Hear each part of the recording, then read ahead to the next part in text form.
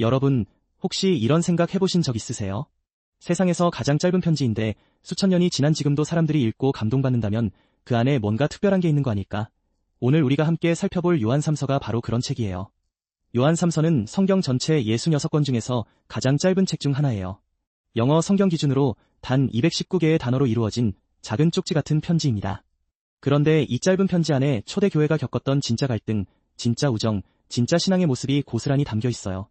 오늘 이 편지를 함께 열어보면서 2000년 전 어느 작은 교회 공동체에서 벌어진 이야기 속으로 함께 들어가 봐요. 먼저 배경 이야기부터 시작해 볼게요.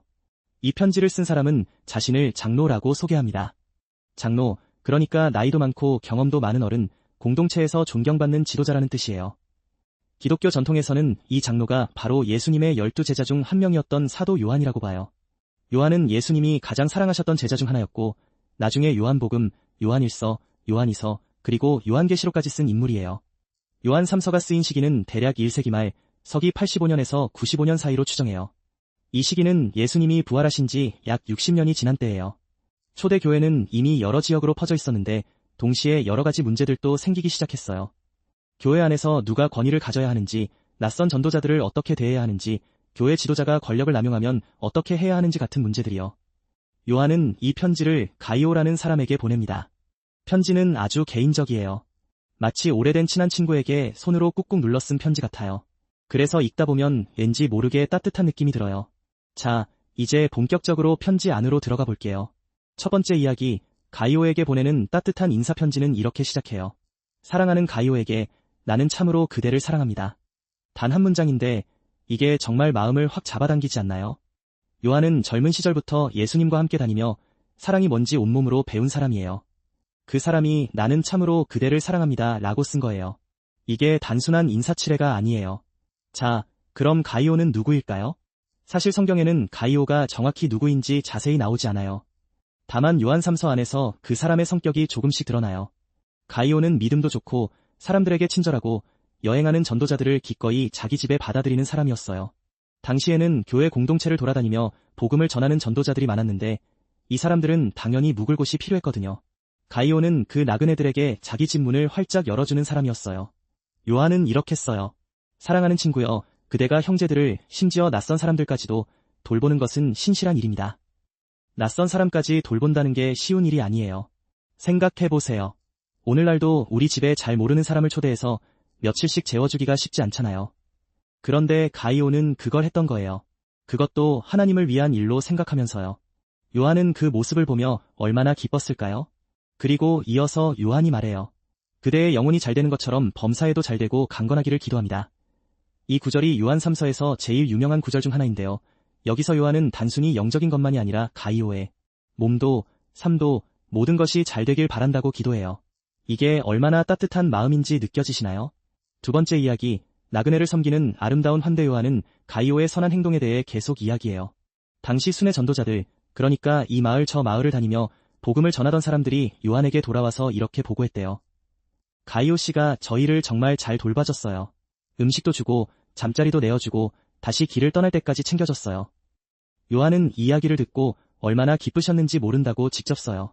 마치 자기 자식 이야기를 들은 부모처럼 흐뭇해하는 거예요. 그런데 여기서 중요한 맥락이 있어요. 이 전도자들이 왜 가이오 같은 사람의 도움이 필요했냐면 그들은 복음을 전하러 다니면서 이방인들, 그러니까 아직 예수를 믿지 않는 사람들로부터는 아무것도 받지 않으려 했거든요. 왜냐고요? 복음을 전하는 게 돈을 받기 위한 일이 아니라는 걸 보여주기 위해서였어요. 자기 이익 때문에 복음을 전하는 게 아니라는 걸 몸으로 증명하려 했던 거죠. 그러다 보니 이 사람들은 어딜 가나 믿음의 공동체, 교회 형제자매들의 도움이 절실했어요. 가이오가 바로 그 역할을 해준 거예요. 음식, 잠자리, 다시 여행을 이어갈 수 있는 여비까지 챙겨줬을 거예요. 요한은 말해요. 그러므로 우리는 이런 사람들을 환대하는 것이 마땅합니다. 그래야 우리가 진리를 위한 동역자가 됩니다. 이게 핵심이에요. 환대, 그러니까 따뜻하게 맞아들이는 것 자체가 복음 사역에 참여하는 일이라는 거예요. 직접 발로 뛰며 복음을 전하지 않더라도 그 전도자들을 먹이고 재워주는 것 자체가 하나님 나라 일에 함께하는 거다 라고 요한은 말하고 있는 거예요. 이 이야기가 오늘날 우리에게도 얼마나 큰 의미인지 잠깐 생각해보세요. 우리가 선교사를 후원하거나 교회 봉사자에게 맛있는 밥 한 끼를 대접하거나 힘든 사람 옆에서 시간을 내어주는 것, 이 모든 것이 다 진리를 위한 동역이 될 수 있다는 거잖아요. 세 번째 이야기, 디오드렙의 교회를 장악한 사람자, 이제 편지의 분위기가 살짝 바뀌어요. 따뜻하던 이야기가 갑자기 무거워지거든요. 요한은 이렇게 써요. 나는 그 교회에 무언가를 편지로 썼지만 으뜸되기를 좋아하는 디오드레베가 우리를 받아들이지 않습니다. 디오드레베. 이 이름을 기억해두세요. 이 사람은 요한 3서에서 유일하게 부정적으로 묘사되는 인물이에요. 디오드레베는 교회에서 상당한 영향력을 가진 사람이었어요. 아마 지역 교회의 지도자 역할을 하고 있었을 거예요. 그런데 문제는 그 사람이 자기 권위와 자기 자리를 지키는 것에 지나치게 집착했다는 거예요. 요한은 그것을 딱 한마디로 정리해요. 으뜸되기를 좋아한다. 쉽게 말하면 항상 자기가 제일 위에 있어야 직성이 풀리는 사람이라는 거죠. 디오드레베는 구체적으로 어떻게 행동했냐면요. 첫째로 요한이 보낸 편지를 무시하고 받아들이지 않았어요. 둘째로 요한이 보낸 사람들, 즉 전도자들을 자기 교회에 들이지 않았어요. 셋째로 그 전도자들을 받아들이려는 다른 교인들을 막고 심지어 교회에서 쫓아내기까지 했어요. 이게 얼마나 심각한 문제냐면 이 사람은 단순히 의견이 달랐던 게 아니에요. 자기 권력을 유지하기 위해 복음 전도자들의 사역을 방해하고 선한 일을 하려는 사람들까지 핍박했던 거예요. 그리고 그것도 모자라 요한에 대해 나쁜 말을 지어내어 퍼뜨리기까지 했대요. 요한은 말해요. 내가 가면 그가 하는 일들을 들춰낼 것입니다. 이게 위협이 아니에요. 교회 공동체 안에서 권력을 남용하며 사람들을 해치는 일이 있으면 그걸 드러내고 바로잡아야 한다는 거예요. 사랑은 때로 날카롭게 진실을 말하는 거니까요. 이 디오드레베의 이야기는 오늘날 교회에서도 여전히 울림이 있어요. 교회 안에서도 자기 자리와 권위에 집착하다가 결국 사람들을 상처 입히는 일이 생기잖아요. 2000년 전에도 그런 일이 있었고 성경은 그걸 명확하게 잘못이라고 말하고 있어요. 네 번째 이야기, 데메드리오, 칭찬받는 3디오드레베 이야기로 분위기가 좀 무거워졌는데 요한은 바로 다음 장면에서 완전히 다른 인물을 소개해요. 요한은 이렇게 써요. 데메드리오에 대해서는 모든 사람이 좋은 증언을 하고 진리 자체도 그를 증언합니다. 우리도 그를 증언하고 우리의 증언이 참된 줄 아십시오. 데메드리오. 이 사람은 짧은 구절 안에서 3번의 증언을 받아요. 첫째, 모든 사람이 칭찬해요. 둘째, 진리 자체가 그를 증언해요. 셋째, 요한 자신도 직접 보증해요. 이게 얼마나 대단한 칭찬이에요. 보통 사람 칭찬할 때 좋은 사람이에요. 한마디면 충분한데 요한은 3가지 방향에서 이 사람을 보증하고 있는 거잖아요. 데메드리오가 구체적으로 어떤 사람인지 편지에 더 자세히 나오지는 않아요. 하지만 여기서 중요한 건 그의 삶 자체가 증거가 됐다는 거예요. 특별히 화려한 일을 해서가 아니라 일상 속에서 진리대로 살았기 때문에 그 삶이 스스로 말해졌다는 거예요. 진리 자체도 그를 증언한다는 표현이 특히 인상적이에요. 이게 무슨 말이냐면 데메드리오의 삶이 진리와 너무 딱 들어맞아서 진리를 알면 데메드리오를 알 수 있을 정도라는 거예요. 반대로 디오드레베의 행동은 진리와 완전히 반대되는 방향이었던 거고요. 요한은 중간에 이렇게도 말해요. 사랑하는 자여, 악한 것을 본받지 말고 선한 것을 본받으세요. 선을 행하는 자는 하나님께 속하고 악을 행하는 자는 하나님을 보지 못하였습니다. 이 말이 디오드레베와 데메드리오를 딱 대비시켜주는 것 같지 않나요? 한 사람은 권력욕으로 사람들을 해쳤고 다른 한 사람은 진리 안에서 선하게 살아 모두에게 칭찬받았어요. 어떤 삶을 살아야 하는지 요한은 직접 보여주고 있는 거예요. 자, 이제 편지의 마무리 부분으로 가볼게요. 요한은 이렇게 편지를 끝내요. 나는 그대에게 쓸 것이 많으나 잉크와 펜으로 쓰기 원하지 않습니다. 속히 그대를 만나 얼굴을 마주하고 이야기하기를 바랍니다. 평안이 그대에게 있기를 바랍니다.